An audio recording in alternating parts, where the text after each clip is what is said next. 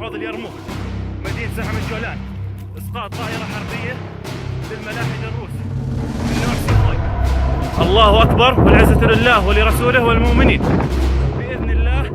ركوب طيار، ركوب طيار. الله أكبر الله أكبر الله أكبر.